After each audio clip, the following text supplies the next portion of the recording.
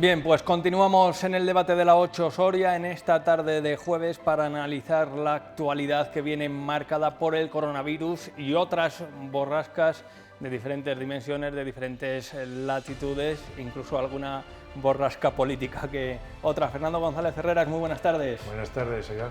¿Qué tal? ¿Cómo se va pasando esta pandemia? Sobreviviendo, ¿no? Razonablemente bien, sobreviviendo, claro. Es lo que cuenta, contarlo. José María Martínez de la Seca, ¿qué tal? Bienvenido. Hola, buenas tardes. Pues bien, hemos llegado hasta aquí y estamos viviendo para contarlo, ¿no? Hay que seguir sumando casillas, ¿no? A lo que hemos llegado, sí. Bien, pues la actualidad viene marcada por la gestión, ya no tanto por el coronavirus, que ya sabemos lo que es, cómo está golpeando a toda la sociedad española, mundial, internacional, sino también por la gestión política que se está haciendo de esta crisis. No sé qué os parece ese toque de queda anticipado a las 8 de la tarde, esas medidas. Vamos, es evidente que lo que se está haciendo hasta ahora no está funcionando como esperábamos todos, porque los datos cada mañana son peores que los del día anterior. Entonces, si se habló en su momento de cogobernanza, una palabra absurda porque ni está en el diccionario, ni existe, si la gobernanza es el equilibrio entre los poderes para gestionar, cogobernar, y ya está incluido en gobernar, no hace falta. Lo lógico es que se tomaran medidas. Yo no sé si esa es buena o es mala, pero lo que está claro es que algo hay que hacer. Y si las autonomías te lo piden, hombre, yo creo que tienes una cierta obligación moral de atenderles, porque hasta ahora yo creo que ha habido muchos currir responsabilidades para evitar decisiones impopulares. Pero además, mira, yo creo que aquí se cumple un precepto básico que yo recuerdo haber oído de pequeño muchas veces, y es: si decides por mí y sin mí, decides contra mí. Si las autonomías lo piden, déjales, algo habrá que hacer, porque lo que se está haciendo no está funcionando. Pues no vamos a permanecer aquí imposible saber si nos toca la lotería, tendremos que hacer algo. Por lo último, ya sabemos, es que en ese Consejo Interterritorial, que suele servir entre poco y nada, pues el ministro Illa se ha ratificado en que no ve con buenos ojos ese toque de queda. En cualquier caso, se ha judicializado el asunto. Tampoco es que importe, sea de manera decisiva lo que importe el ministro Illa. Finalmente va a ser la justicia los que decidan, aunque obviamente si el ministro Illa hubiera dado luz verde, se acaba también el proceso judicial. ¿Qué le parece este sainete? Bueno, había un concejal en el Ayuntamiento de Soria que decía, en lugar de rectificar es de sabios, decía ratificarse es de sabios, ¿no? Pero en este caso es complicado, ¿no? Porque en lo que estamos viendo dentro del panorama y el variopinto oleaje, ¿no? De la primera ola, la segunda ola, la tercera, en la que parece que nos situamos, pues hemos visto cosas muy curiosas y contradictorias, ¿no? Porque las autonomías, que inicialmente parece que lo tenían todo resuelto, si entro en el ámbito internacional, otros países, como pareció ser Portugal, decíamos, Portugal es el espejo, ¿no? Y ahora Portugal está en peor situación inclusive que España, ¿no? Otros más de la Europa central, como la propia Alemania, ¿no? O sea que es complicado. Nos estamos enfrentando a una pandemia en la que ninguno tenemos las claves para resolverlo, ¿no? Y a veces a mí me parece, pues esto de las autonomías, que por una parte inicialmente decían, no, tiramos nosotros la llevamos, no, que sea un planteamiento unitario, que sea el gobierno. Ha habido esas contradicciones y lo vemos ahora dentro de los propios partidos, del PP y del PSOE, ¿no? Como ocurre con la presidenta de la Comunidad de Madrid, por ejemplo, que va en contra de los planteamientos del PP, ¿no? O puede haber otros dentro del PSOE que en la misma medida. Asturias pide claro. a las 6 de la tarde. Tienes razón, esto es complicado, pero lo que a mí me asombra es esto, es la impasibilidad. Es decir, tendremos que tomar medidas, porque esto se nos está yendo. Sí, porque se está yendo de las manos, la tercera ola. Entonces yo no sé cuál es la buena. Yo creo que hay medidas, se nos ha ido de las manos, a mí me parece clarísimamente cuando hemos visto lo de la Navidad. Vamos a viajar al fin de semana, que es cuando se tomaba esta decisión, cuando Castilla y León encabezaba ese órdago, entre comillas, esa rebelión contra Sanidad, contra el Ministerio de Sanidad, proponiendo ese adelanto del toque de queda a las 8 de la tarde. No tiene ninguna intención la Junta de suspender el toque de queda a las 8 como le ha pedido el Gobierno. Dice el presidente que ya sabía que lo iban a recurrir porque el propio Ejecutivo se lo comunicó por anticipado. Siempre hemos creído en la ley y, por supuesto, en la justicia. Los tribunales de justicia son los que deben interpretar la legalidad. Niega que se haya declarado en rebeldía y dice que si el Gobierno hubiera querido habría puesto en el decreto del estado de alarma la necesidad de autorización y lo que se recoge es que hay que comunicar la decisión. Anticipar es tomar medidas, gobernar es decidir y nosotros estamos tomando medidas. Lo que no vamos a hacer es quedarnos cruzados de brazos. Sobre las críticas de los alcaldes y la oposición por no informarles, asegura que la opción sí estuvo sobre la mesa. Teníamos dos opciones. Seguir restringiendo en base a la legislación ordinaria la actividad económica o ampliar el toque de queda en base al estado de alarma. Así se lo expliqué, así se planteó ante la reunión y, por supuesto, las grabaciones están a disposición de todas las personas que lo consideren conveniente. Mañueco agradece la colaboración de la policía y de los ciudadanos e insiste en las medidas de la segunda ola no servían para un crecimiento vertiginoso como el que tenemos. Bien, pues se han ido sucediendo las reacciones. Vamos a escuchar a Verónica Casado, consejera de Sanidad, que va más allá. De hecho, la Junta de Castilla y León ya lo ha dejado caer, lo ha propuesto, está tratando de reunir las herramientas jurídicas necesarias para proceder si se diera el caso a un confinamiento. Pues Verónica Casado habla de un posible confinamiento. Seguimos pidiendo tener la herramienta para, si es preciso hacer un confinamiento, lo hagamos. En estos momentos hay algunos municipios que deberíamos de confinar en su domicilio. Esta mañana mismo he hablado con el alcalde de un ayuntamiento diciéndole que no le puedo confinar porque no tengo herramienta jurídica para hacerlo, pero que le sugiero el autoconfinamiento de su población porque los datos son estremecedores. Y la otra parte la representa el ministro de Sanidad, Salvador Illa, que habla de que las medidas actuales son suficientes. Els instruments que hi ha a l'abast de les autoritats de vegades competents són suficients per combatre aquest increment de casos. De fet, van ser suficients per doblegar la segona onada de la pandèmia, no? Ministro de Sanidad y candidato del PSC a las elecciones catalanas, ¿no? Que es también como debe ser la nueva cepa también, ¿no? De los políticos que se van cambiando el rol. De todas formas, fíjate, tenía razón José María en que las Navidades han supuesto un bache importante en la situación. Ahora, lo sorprendente estriba que cuando Fernando Simón dijo que hemos estado demasiado bien en las Navidades, quiere decir que hemos estado muy relajados e incumpliendo mucho las cosas. Mira cuántas denuncias se han tramitado en las Navidades, ínfimas, pero ínfimas. Con lo cual dices, bueno, si realmente ha sido así, hombre, la obligación del ciudadano es cumplir las normas, pero la obligación del gobierno es cumplir las normas y hacerlas cumplir. Entonces, tendría que haber habido un número de sanciones muchísimo mayor si es cierto que realmente nos hemos pasado en las celebraciones. De hecho, por otro lado, mira, el presidente Mañueco dijo, hay que salvar la Navidad. Dice, hombre, habría que salvar la salud y la economía, no más que la Navidad. Claro. Evidentemente, que parece que corren más riesgo, porque Navidades puede haber muchas, pero el que se muera estas Navidades no va a volver a estar. Sí.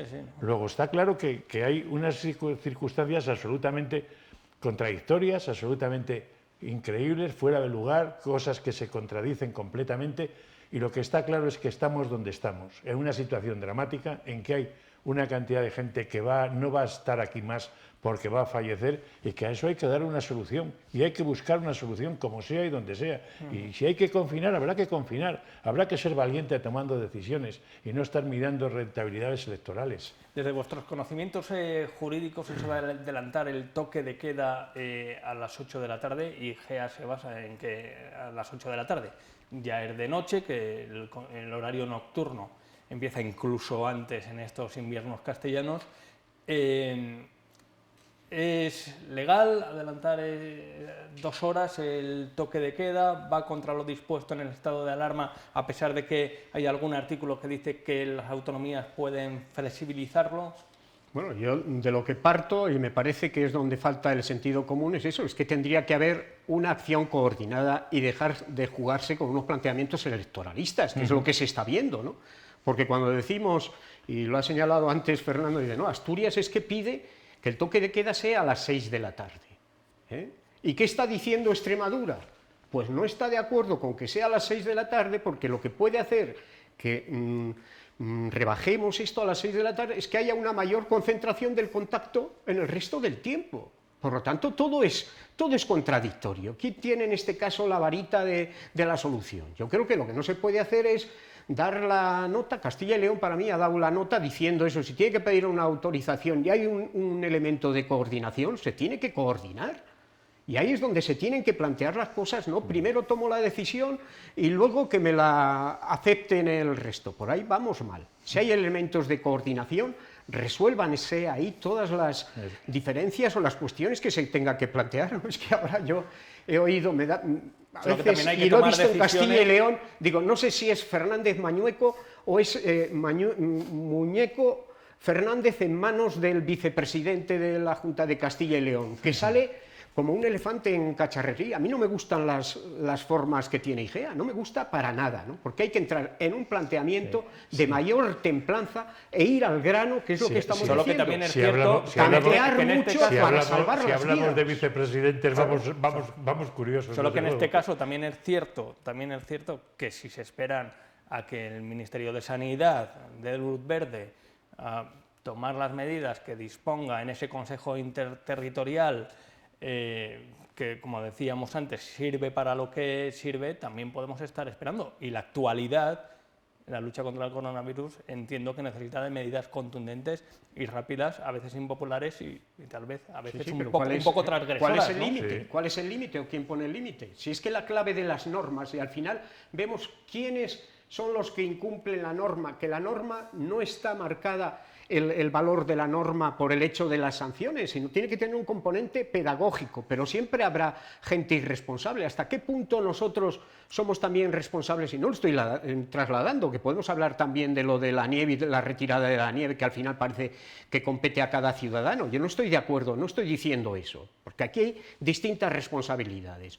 Los que tienen más poder tienen más responsabilidad, pero nosotros la tenemos, ¿no? Y podemos ver la imagen. A mí me hace mucha gracia cuando se dice, no, los ciudadanos se comportan, la inmensa mayoría de los ciudadanos acata las reglas y se comporta conforme a las mismas. Pero el problema es que estamos uno que hartos no cumple de una ver... muchedumbre, mira la que organiza, como ha pasado en Bilbao con la fiesta de la Supercopa, con que haya uno que no cumpla y que esté contaminado. Mira la que se ha organizado en Bilbao, con uno. El problema, el problema no es cuántos incumplen, el problema es que si hay gente que incumple, el riesgo es enorme para todos. Es que pasó con la gran gripe, está el caso de una cocinera que contagió y causó la muerte a no sé cuánta gente, una sola, y era la cocinera. Es que el problema no es cuestión de cuántos incumplen, es que se incumple uno al día. Y además hay otra cosa, al final tiene que haber una cuestión de coordinación, o sea, no puede haber 17 reinos de taifas, pero lo que tampoco puede ser es que no haya un planteamiento global. Que si hay provincias o comunidades distintas, necesitarán a lo mejor un planteamiento diferente. Vale, pero vamos a hablarlo y vamos a coordinarnos, porque no puede ser, bueno, ahora estamos confinados y no podemos viajar. Imagínate que puedas viajar y dices, ¿a dónde voy? A Asturias, un momento, a ver en Asturias qué puedo hacer y qué no. A ver, esto no puede ser esto un reino de taifas, tiene que haber coordinación, pero ¿sabes qué ocurre? Que aquí el diálogo no existe. Aquí yo creo que entre la clase política se oyen, pero no para comprender, sino que no se escuchan para eso, se hacen simplemente es para poder responder o para poder contraatacar. Ya se ha olvidado aquel consejo que seguro que te acuerdas tú también, que nos decían cuando éramos pequeños en las clases de lengua y decían, procura hablar siempre muy bien para encantar a los que te escuchen y procura escuchar siempre muy bien para encantar a los que te tienen que hablar. Esto se ha olvidado completamente en la vida política. Bien, pues está el debate sobre si es legal o no la actitud, la decisión que tomaba la Junta de Castilla y León de adelantar ese toque de queda. El asunto está en el Tribunal Supremo. Vamos a escuchar a Manuel Izquierdo, que es catedrático de Derecho Administrativo de la Universidad de Córdoba, su opinión al respecto. El Gobierno de la Nación interpreta que modular es simplemente mover esa hora hacia abajo o esa hora hacia arriba, pero no tiene mucho sentido porque eso ya estaba en la redacción originaria del Real Decreto. Y si en una modificación se añade que puede modular, es que puede hacer algo más. Pero aquí el problema lo ha generado el Real Decreto de estado de alarma. Lo que no se puede bajar el toque de queda a las 2 de la tarde porque no es horario nocturno, pero bajarlo a las 8 sí, porque estamos en horario nocturno. También hay una cuestión derivada de la redacción propia del estado de alarma. Cuando queda tan abierto, cuando deja lugar a tantas interpretaciones, tal vez no se haya cerrado convenientemente. Y esto nos lleva a lo que hablábamos antes, ¿no? Los ciudadanos que incumplen. Yo creo que a día de hoy todos sabemos lo que hay que hacer, lo que no se puede hacer, más que lo que hay que hacer. Lo que no se puede hacer, distanciamiento social, no tocarnos, mascarilla, etcétera, etcétera. Yo creo que desde arriba hay que mandar mensajes serios, concisos, para no dar excusas a los ciudadanos para que incumplamos y luego digamos, no, es que no está claro. Todos sabemos lo que no se puede hacer. Solo no utilicemos a los políticos, a los representantes, como excusa, que es lo que puede estar pasando. Ay, es que no sabemos. Claro que lo sabemos. Pero yo creo que desde arriba se tiene que mandar un mensaje más contundente para no dejar lugar a dudas. Para el que pilles en la calle decirle, no, es que usted lo tiene que saber ya porque no hay dudas, ¿no? Si es que lo que no da lugar a dudas es las cifras de muertos que estamos viendo en cada momento. Ya, pero la gente no recuerdo entra. La gente hasta que no ve el en un muerto en momento su casa determinado escribí en un artículo, ¿no? Digo, nos sorprendemos todos y nos llama la atención cuando se estrella un avión con 250 personas. Pero si eso está ocurriendo continuamente, cada día lo estamos viendo, las cifras nos están diciendo, o con los accidentes de tráfico, muertos en carretera. A mí me parece que dictadas estos 3 elementos básicos que acabas de señalar, ¿no? Las 3 M's que se hablan, el 1,5 metros, las manos limpias y las mascarillas, tenemos que tener el otro referente y saber que esto no va de broma, que va muy en serio, ¿no? Y únicamente parece, ya lo comentaba aquí yo en alguna otra ocasión, que nos damos cuenta, nos pasa en esto y en otras tantas cosas, que el hecho es que si no nos toca a nosotros, no va con nosotros. Y cuando nos toca ya es demasiado tarde. Pero sobre todo es el mensaje que sale de las instituciones tiene que ser muy firme. También hubiera estado bien que no hubiera habido los malos ejemplos que hemos visto también de la clase política. Que vamos con algunos malos ejemplos poco ejemplarizantes. Las trampas no entienden de ideologías. Ha habido casos en el Partido Socialista, casos en el Partido Popular, en diferentes partidos. El último, la dimisión de Manuel Villegas, que se despedía de esta forma. El exconsejero ya es consejero de Salud de la Comunidad de Murcia. Este convencimiento, esta actuación, pues está claro que no ha sido así entendida por la sociedad, por lo menos por una parte de la sociedad. Y es un hecho que respeto y por lo que he pedido públicamente disculpas, ¿no? Y se ha convertido además en un motivo de enfrentamiento político. Creo que es momento de reencontrarme y volver a trabajar en aquello que siempre me ha motivado, que es la cardiología y mis pacientes. Créanme si les digo que me hubiese gustado irme habiendo terminado la pandemia, pero con tanto ruido esto es imposible. Necesitamos estar todos juntos, sin fisuras, para vencer la pandemia en estas semanas y meses que nos quedan. Y quiero agradecer, por supuesto, el ingente trabajo del equipo que me ha acompañado y que estoy orgulloso de haber dirigido. Muchísimas gracias y ánimo que tenemos trabajo. Bueno, primer punto, es poco habitual que alguien dimita. Segundo punto, para muchos llega tarde y casi porque lo han tenido que sacar con espátula, ¿no? A mí me ha parecido todo un despropósito. Cuando sale el tema, que creo que fue el martes, en aquel momento tenía que haber habido una reacción inmediata por parte del Partido Popular, igual que la hubo cuando se fueron los alcaldes de la zona valenciana del PSOE. Y en ese momento no hay que decir que dimita, no, hay que cesarle. Y cesarle por una conducta inapropiada.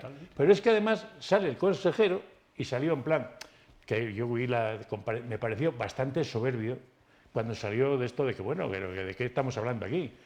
¿Qué ocurre? Al final, claro, Ciudadanos, que es quien soporta al gobierno igual que vos, dijo o se va o se rompe el pacto, con lo cual estaba obligado. Y en ese momento es cuando va y dice que dimite. Tenían que haberlo cesado de forma fulminante, por una cuestión obvia, por una conducta absolutamente impropia. Y no vale decir, es que algunos lo han entendido y otros no. Mire usted se ha saltado las normas y tiene usted que pagar por ello. Hay una cosa que es obvia, en política los errores se pagan con dimisiones, en la vida con lágrimas y en la sociedad en los Condes de Gómara. Sí es evidente, y por eso me parece un despropósito que el Partido Popular no actuara de forma inmediata. ¿El PSOE qué hizo? Darles de baja y expulsarles del partido.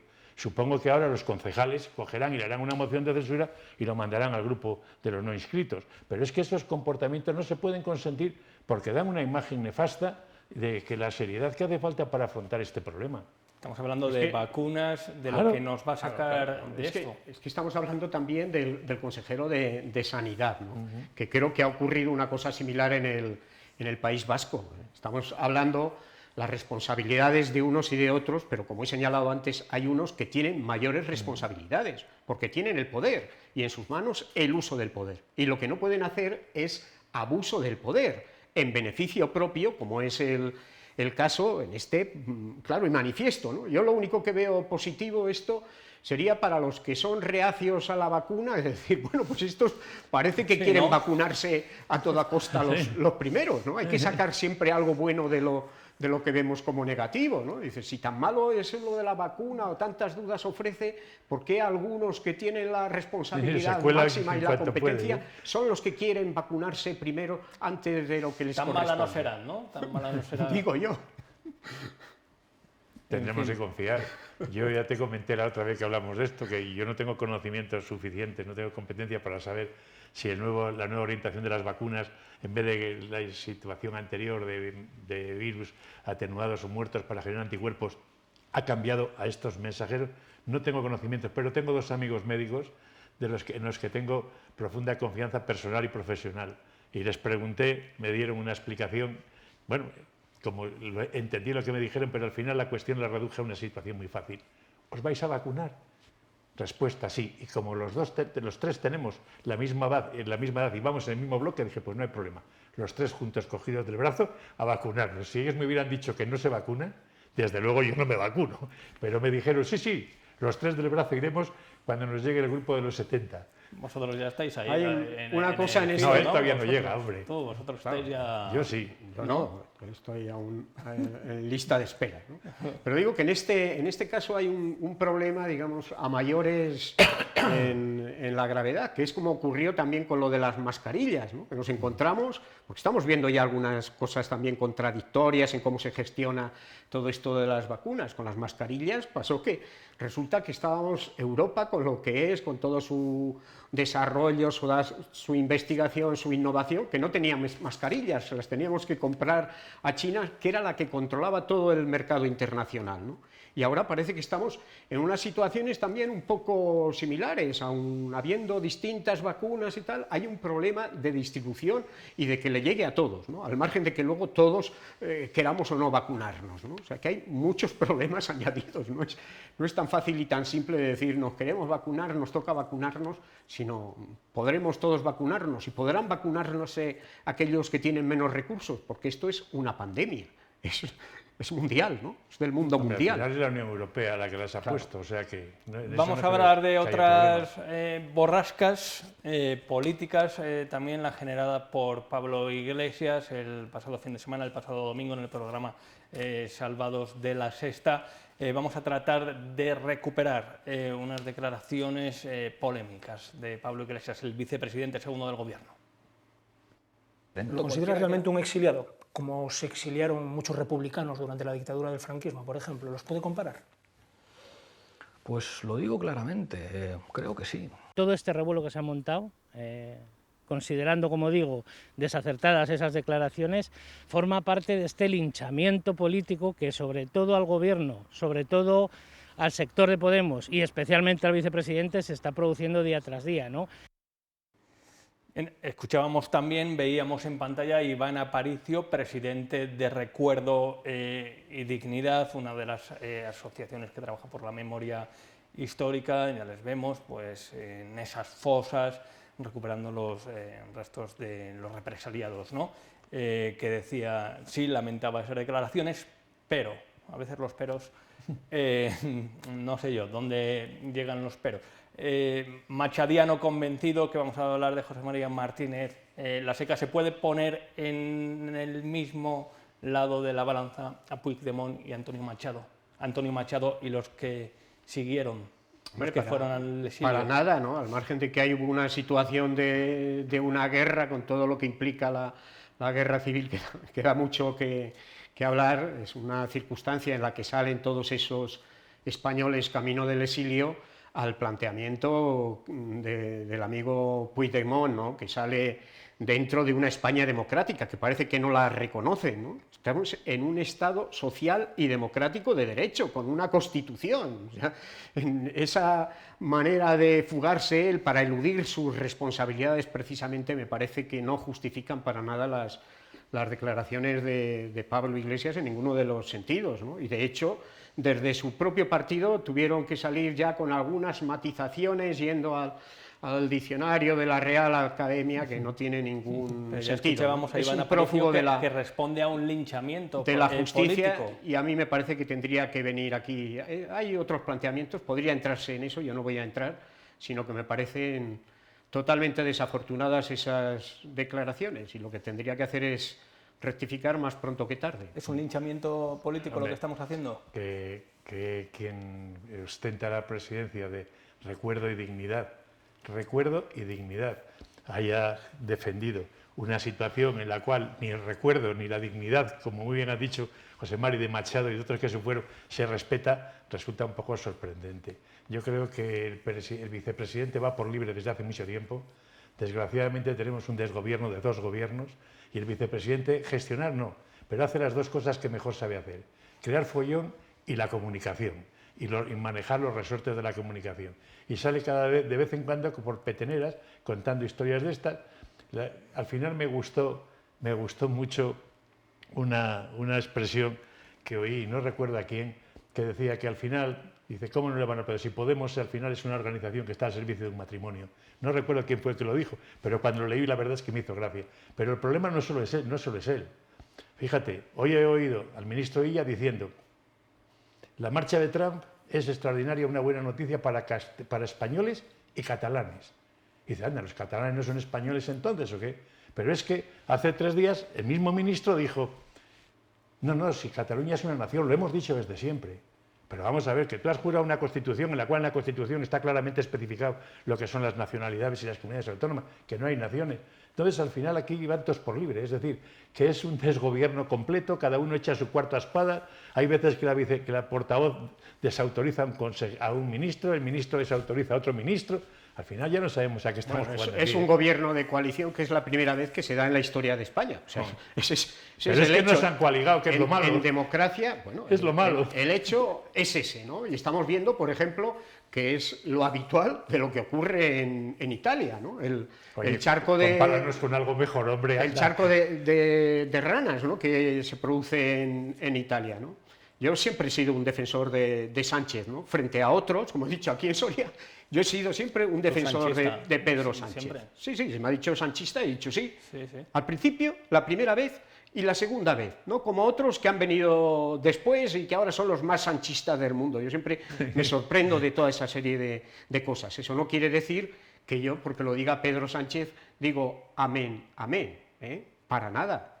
Tengo mi capacidad crítica y eso es lo que le pido a toda la gente, que vea, porque hay veces, todos tenemos luces y sombras en que acertamos y erramos, ¿no? Nos equivocamos.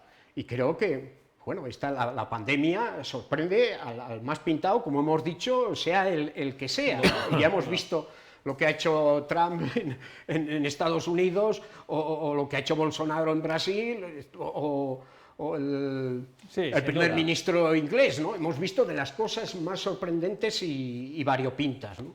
Y veremos si se pueden ir resolviendo. Y aquí hemos visto que este gobierno ha tomado decisiones de ámbito social, como pueden ser los ERTES y demás, muy oportunas y muy adecuadas a esta situación en la que nos encontramos. Yo no sé lo que hubiera ocurrido si hubiéramos estado en manos de un gobierno de la derecha. Bien, que pues si hubiéramos estado en manos de un gobierno de la derecha, por cierto, los ERTES vienen de Fátima Báñez, aunque ahora se han ampliado por esto. Si hubiéramos estado en manos de la derecha, tendríamos una bronca en la calle de la izquierda que no podríamos ni salir, porque hay una cosa obvia. Lo dudo. Sí, sí, no, seguro. Tendríamos a los sindicatos en la calle, tendríamos a toda la gente en la calle protestando. Acuérdate, cuando el ébola, la que se organizó por la muerte de un perro.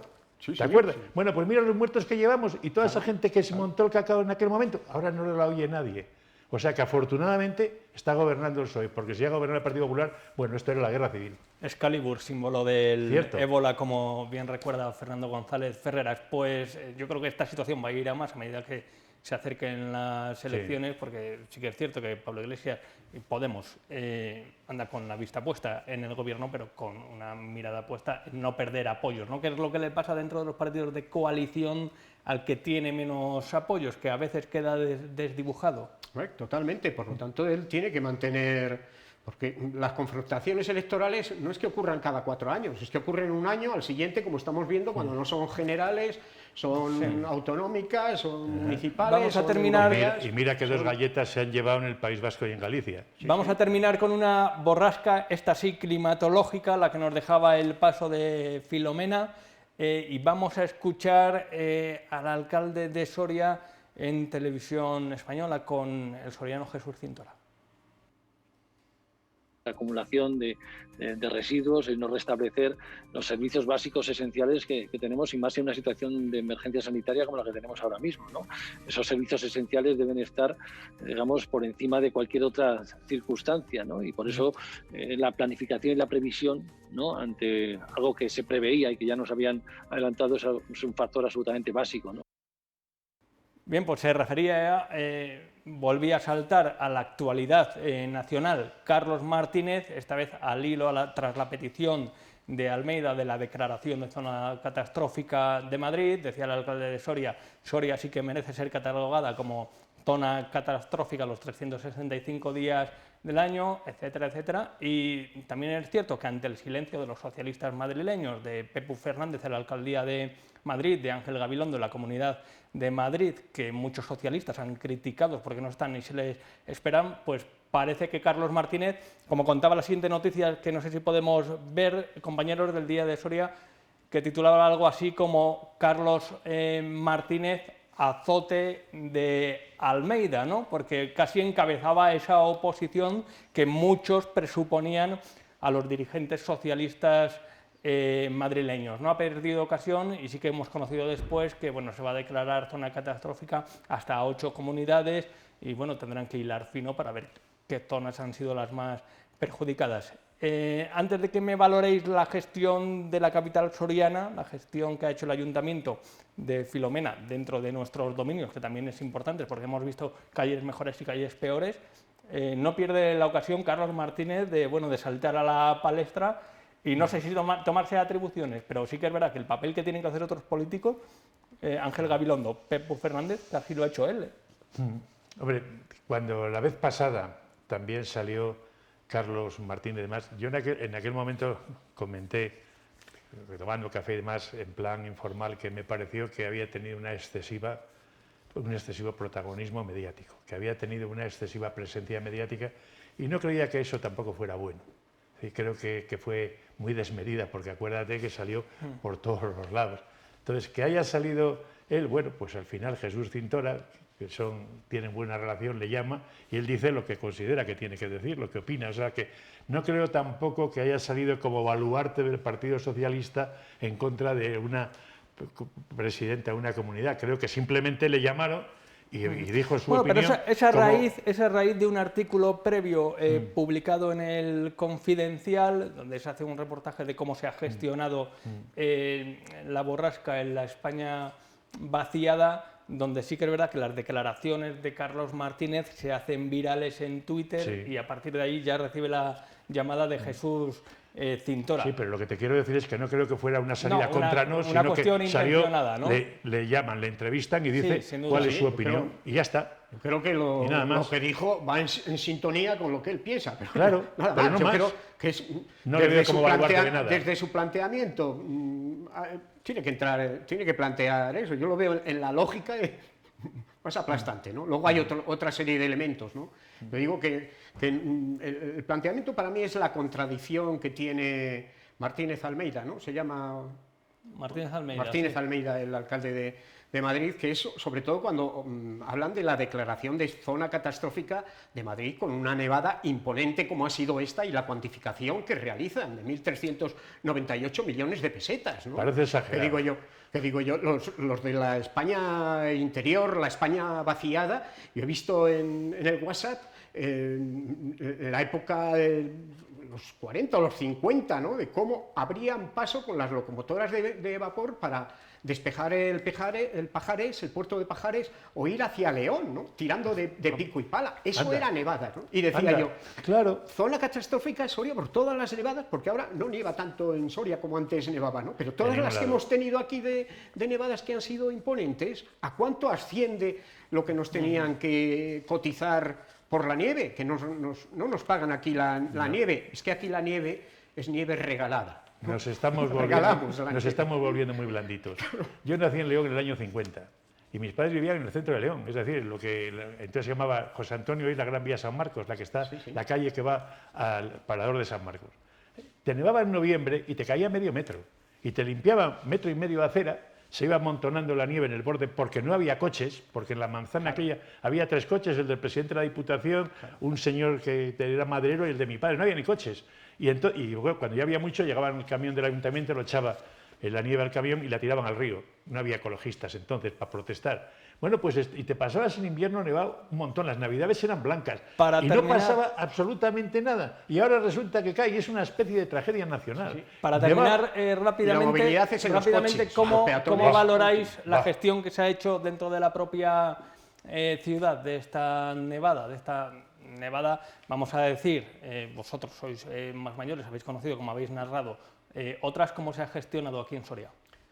Yo creo que esta nevada también es como lo de la pandemia, nos ha sorprendido a todos por la dimensión y, como he dicho antes, creo que nos estábamos mal acostumbrando a que no nevara.